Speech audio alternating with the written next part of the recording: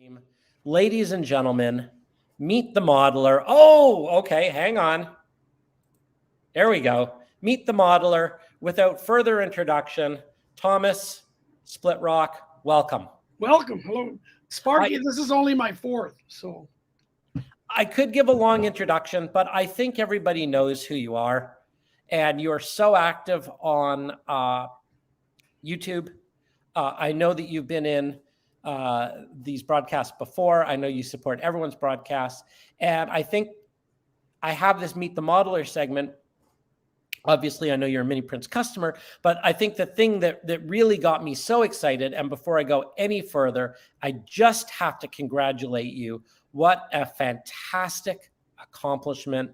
You made the cover of Rolling Stone magazine. Congratulations. Thank you. Thank you, Bernard. And everyone else who said thank you too. It was quite an honor, and it was a long time coming, and it's a lot of fun. So maybe we can talk about it. I got some slides to show you guys. I'll answer some questions. Absolutely. For those who have not seen it, I should probably just go back and tell them, because I think everybody in the chat, I hope everyone in the chat has received either their digital or their hard copy of the Model Railroad Craftsman. But ladies and gentlemen, Thomas is on the cover of Model Railroad Craftsman this month. If you have not picked it up, please do. There are a lot of other things to talk to him about, but that is the impetus for why Thomas is joining us tonight. And Thomas, if there is anyone in the chat who doesn't know who you are or what you've done or why you're here, tell us a little bit about yourself. Well, okay, my name's Thomas Gasior. I'm from the Twin Cities, Minneapolis, St. Paul. Been in Model Railroad a long time, NMRA since '95. And I've been inspired by, like, everyone in chat. I get my inspiration from everyone. Grew up liking the ore lines, and I modeled that. I love the modern technology, what Bernard's coming out with, and other Canadians, Tim Wares of Fast Tracks. And I'll show you, I got a lot of mini prints on the layout. I want to say hello to Eduardo. If you guys haven't subscribed to his channel, do it. It's a wonderful channel. And I think I saw Trevor Marshall in here. I want to thank Trevor Marshall. He's one of my podcasting heroes. Had a wonderful 50 podcasts. But let me see if I can bring up these slides real quick. Perfect. And I'll make you full screen. And we'll go from there. Absolutely. Let us see if it'll upload here. And I just watched, while you're doing that, you have an NMRA X video where I think you and your grandson are on your layout. And I enjoyed that. I watched that a couple nights ago, just as research and inspiration for tonight. And it's spectacular. I really enjoyed that. Well, thank you. Yeah, NMRX is a great way for anybody to break into giving clinics. If you're a little shy, you can do a pre-recorded one. And what I did, they let me do a live one with my grandson. They like my train. So here's kind of the cover. And I think you've all seen this as a corner of my layout. I'll suggest this: if any of you write an article or take photos, send in one vertical shot that they can put a cover on. I learned that from Cynthia Priest. And I think what you do, Bernard, this Monday, I see everybody takes these beautiful photos.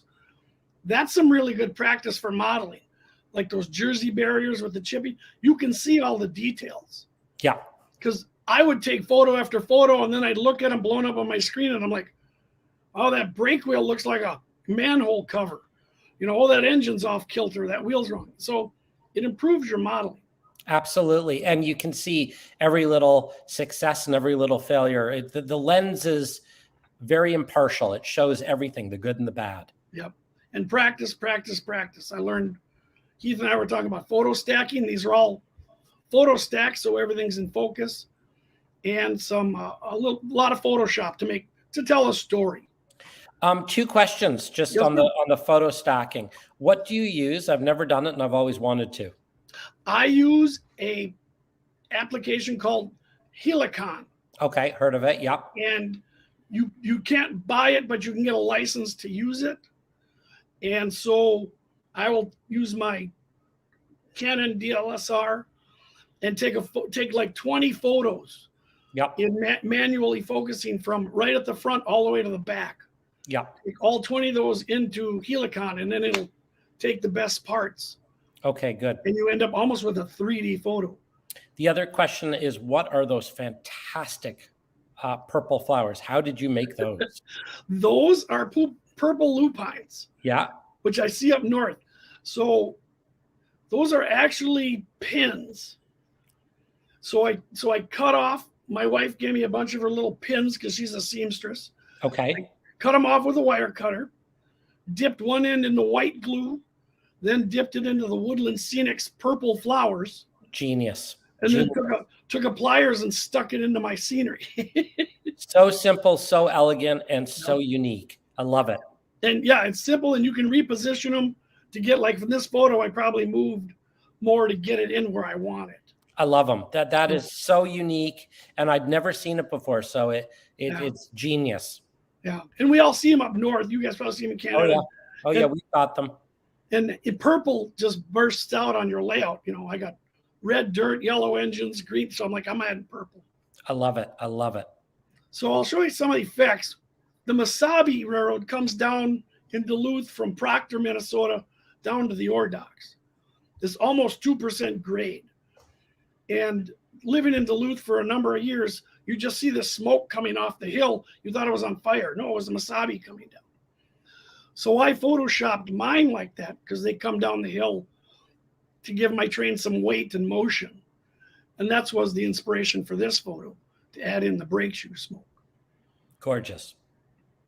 And then you wonder where I got the big numbers in the yellow. This is U.S. Steel, Oliver Iron Mining. And then so I used their font to make these big yellow numbers. And you can see the fire tower back there on the bridge, and added the background. Now, how big is your layout? Is it one of these basement empires that's monstrous? Is it a shelf layout? Give me a little bit of sort of perspective. It is absolutely not. My layout is in a one-car garage. Okay. And it takes up maybe half of it. Okay. And it was probably the smartest thing I did to not do the basement because it's manageable. Yes. When I started building this, working for the railroad, I didn't know when I'd be home. So I was building it for me. And so now the size of it has just benefited me, so I can do scenes like this. You can go deep. You can go deep. Yeah. With my mini prints. Here you see the geese and the turtles and the water and the cattails, you know, and there's deer back there in the forest. It's a beautiful scene. Yep. Beautiful. And you brought up the Bigfoot. So I have a Bigfoot on my layout, which is a cool rule, is he's on a pin as well. And I tell people, if you find him, you can move him. Nice. So most of the time, I have no idea where he is because people have found him and plucked him and put him somewhere else. Okay, I have to editorialize for a minute. Go for it. Because so often I see two camps in the world of model railroading. It has to be photorealistic, prototypical, and you can't have fun, or everything's an amusement park. The food truck is next to the Ferris wheel, and there are no trains, but it's all fun. Yeah. What I find most inspiring, and thank you for pointing this out, is I love a prototypical, excellent modeler who takes the art and the craft seriously, but isn't afraid to have fun. Yeah. And that is so inspiring. Yeah. And I think if you limit the amount of, like you said, that, and the tropes. If you ever listen to our podcast, we kind of make fun of the tropes where the miniature fire station has 57 fire trucks, but you can have fun. Everything's on fire. Everything is burning. Your new guy looking over the edge is genius. You know, having people repel. I'm going like, there's got to be 20 applications for that. Well, you should. The whole line is going to be so much fun. It's going to be fun. You make a lot of fun stuff. I'll show you a couple I'm working on of yours too. So here we see that pond scene again. And you can, in the bottom, you can see the turtles sunning themselves. Yep. And I have to point out the frogs to people. They look like, oh my God, you have frogs. So, and there's a new, this wasn't in the magazine, but I took this because that's the new crane. Nice. And I want to get some white egrets and these little marshlands. Yep. Because that's all you ever see. And it was Gordy, it was Gordy who told me, and I'm 99.9% sure Gordy said this, but I'm going to attribute it to him anyway. He said, birds exist everywhere in nature, but you never see them on our layouts. Like you cannot go outside in the real world without seeing a bird, but most layouts don't have a single bird on them. So that's prototypical. And if you want a prototype excuse, look at the news today. Some snowy owl from Canada, the Arctic, is living in Los Angeles. And they've had thousands of people photographing this owl. Yeah. Because lots of Canadians in LA. Yeah, you're modeling Southern Cal. You can now have a snowy owl. Well, that's good. Good to be prototypical. Yep. So this may be something you want to make too. This machine this guy is on is called a trapper machine. Oh, that's cool. And this goes around and opens the doors on the ore cars and shuts them. Okay. And I modeled this on the ore. I can see the guy in the middle on a yellow one. Right there. Yeah, I see it. Yeah. But it's basically a forklift I had to modify as they're about to dump all this ore. Now, what era is this? I'm sorry. Did you say what era this was? 1969. Okay, 1969. Very good. Yep. It's the last year that Elko was in business. Okay. So I can have all of them. Whoa. And then, of course, everybody knows Northern Lights. You guys in Canada, especially, I'm jealous. And so that's why I said I wanted to. Yeah. I've only ever seen them once, but. Really? Yeah. Yeah. Well, we're so You're with my south, wife. right? She hasn't seen them. We're so far south. I mean, if you draw a line across, we're ridiculous. Trevor Marshall south than me. I think Trevor Marshall probably sees them. Trevor, if you're still in the chat, have you seen the Northern Lights in your new home in Northern Canada there? Yeah, but I wanted that, so I thought I'll do a night scene, make it black and white, throw in the northern sky, and just That's amazing. You don't see that in the magazines a lot, so I thought. No, that's unique. I've never seen that. So is that done with the painted backdrop, or how is that done? That is done with Affinity Photoshop. Okay. And I used Affinity to add in the backdrop and then add in the light in the caboose and the engines. That's amazing. So I just turned down a photo like that. So that's all I got there. That's fantastic. I've got one more if I can find it here. Okay. And there we go. All right, Stephen, thank you for joining us. We're going to go a little late tonight. I don't have a lot. I've got a few things to wrap up, but nothing of major significance. There will be an announcement about the next Peanut Butter Challenge. So watch the rebroadcast, but I will get to that soon, not now. And thank you for joining us. Yeah, thank you. So I don't know if you can throw that slide up, or do I got to do that? Nope, I can do that. I saw Nissy say this. She wanted to stop her doubt. This is how you get models in magazines. You're just fearless. You do it. You're fearless. Yeah. Make all the mistakes you can. I love mistakes. Most of the best scenery I've ever done, or the best weathering I've ever done, has been a horrible mistake. Absolutely. You are getting some very lovely comments, and you're getting some lovely comments from people who are also fantastic modelers. Oh, yeah. So fantastic. Now, this podcast has come up twice now. That's fine. Tell me about it. I mean, I know it, but not everyone might be familiar with it. So what you mentioned a podcast, there was a comment about a podcast. What is that all about? So the Twin Cities division of the NMRA, we started a podcast called The Crossing Gate. Okay. And where other model railroad podcasts do wonderful interviews, like you're going to be on, Yep. one-on-one. I wanted the podcast to be like this, like you and I and Sparky and Heath sitting around talking about a model railroad subject. Yeah. And, talking about scenery or operations or adding details. So that's what I've got a group of about 11 or 12 guys.